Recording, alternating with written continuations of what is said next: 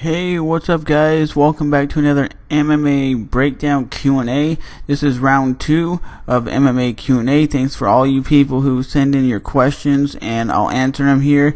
And like I said, I post the questions on my MMA Underground Facebook page. So if you want to subscribe to me on YouTube, cool. If you want to follow me on the MMA Underground Facebook page, that's cool too.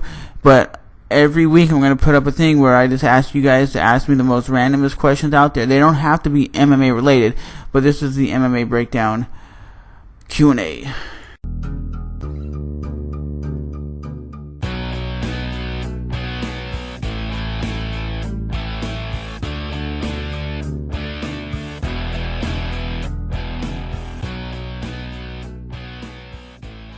First question is from Jay Grimes.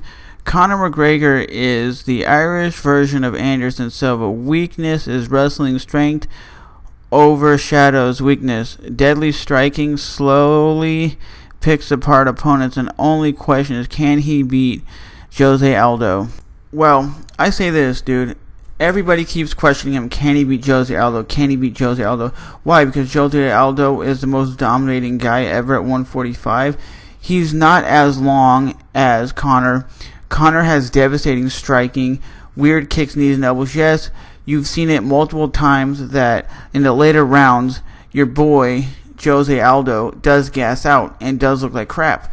Jose Aldo is a very exciting fighter. Yeah, he has knockout power. He's knocked out Chad Mendes. He's knocked out a lot of guys. But you see some of the times he plays it safe. He doesn't go for broke. He doesn't go to hurt you, to knock you out. Sometimes he'll sit there and just jab you or throw a little bit of kicks here and there, and then that's it. He doesn't go for devastating knockouts a lot of times. Or at least in his last couple fights, he hasn't really done much. And I think Conor, with his long reach and him being long and stocky, he can pick him apart. But will I think it'd be a tough fight for Conor? I think it's going to be one of the toughest fights he's ever had in his life. You know, I don't think it's going to be a ground game, but I really think it's going to be a very close fight. Probably going to the judges' scoring card or a knockout in the third round. Dan Joel's in the house. Conor has very narrow waistline. He has small hips and he has no butt. Conor's legs go up and down like sticks. That's why Conor has weak ground game. Basically a weak defense when it comes to the ground game. Me personally, I don't think he's that weak when it comes to the ground game. I just think he doesn't train that much. You know, yes, a lot of stockier fighters have done better as wrestlers than what Conor has proven. But do you have to be small and stocky to be a great wrestler? No, because look at it this way. Brock Lesnar was a big, beastly dude, and he dominated everybody. Randy Couture did the same thing. I think it's one of these things where fighters get into the mindset, I'm a very, very dominant striker. I'm knock people out. I don't need the ground game, or they only train for defense. Because you see Conor's defense on the ground to get from the ground up is very, very well. So if Conor has the defense to get from his back to the feet, that's great. Because look at it this way. Chuck Liddell, for example, was one of the greatest wrestlers in MMA, right? He never used his wrestling unless it was for defense. He never took really people down, never ground and pounded them, and people never thought he was a great wrestler. But when he did use wrestling, people were like, wow, he's really that good. And Conor, I think, you see what happens in all the fights that he had with Chad Mendes, and Chad Mendes took him down. He was able to grapple. I mean, not grapple, but he was able to transition to get back to his feet when Chad was going for a submission. So I really think Conor has good defense, but maybe his takedowns are crappy, and he just doesn't use his offense like he should. He has great defense, and I think because he has great defense, he doesn't need the offensive part because he has great striking, and that's what equals out his lack of offensive wrestling. And Tasha Barrows writes, what do you think about Jared from Subway? Guy gets busted for child porn and having sex with minors. And like I said, these do not have to all be MMA related, and this is the one of 3 questions that she asked. You know what's kind of funny? You asked that question about Jared from Subway. I was watching the news the other day and talking to my family about this, and they showed a picture of him the way he looks now with like a beard and he looks fat. I was like, that is not the same dude that is Jared from Subway. It's kind of crazy that Jared from Subway lost 200 pounds and now is getting caught with child pornography. I don't even know how you get into being into child pornography. That to me is weird. Like, I can understand if you want to go watch porn and watch like regular dude and a guy, or regular dude and a guy, a regular dude and a regular chick of age like 25, 30, like a regular porn. I can understand you want to watch that, but watching child porn and having sex with minors, that's crazy. I mean, I'll ask you this question.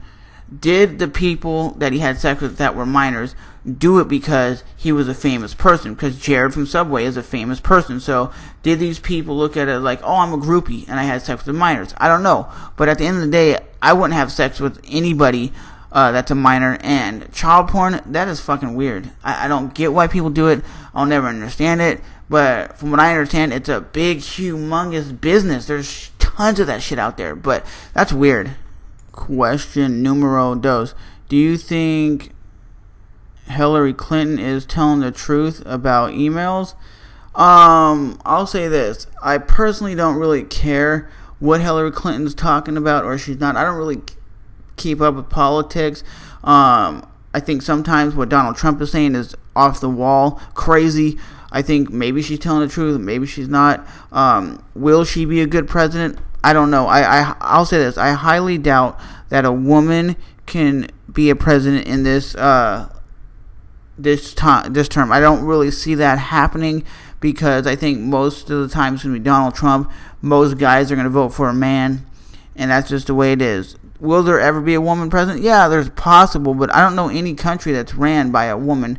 You can let me know in the comment section below, but I just think it's going to be a man-dominated country. That's just the way it is. And I think the way Donald Trump is talking, yes, he's getting a lot of hype and a lot of flack for what he's saying, but sometimes you got to speak the truth to smack you in the face and be like, yeah, this is really what's going on. But is she lying about emails? I don't know. Will she be a good president? I don't know. Sometimes you need somebody who's not a politician, and from what I understand, Donald Trump is not a politician. He's just some regular dude who has tons of money. That's how he's able to run to be president. It'd be like me running for president. I'm not a politician. Maybe that's what we need, is a smack in the face to make this shit work. And she also writes, what are your thoughts about the recent bombing in Bangkok, Thailand? Okay, so if you guys didn't know, Bangkok, the capital of Thailand, at least 27 were killed. It says suspect caught on camera, and my personal opinion is it an Arab person? I'm not going to speculate and say this was terrorist activity or not, because I don't know the whole truth, because everybody's going to speculate. Well, it had to be a terrorist. It had to be some terrorist.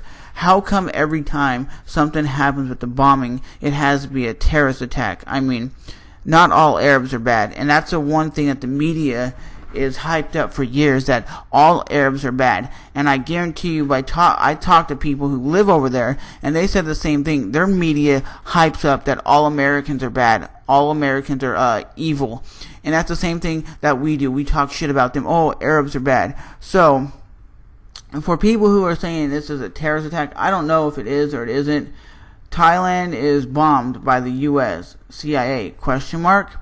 I'm reading a comment. It says, because of the terrorist is a white guy with a yellow shirt.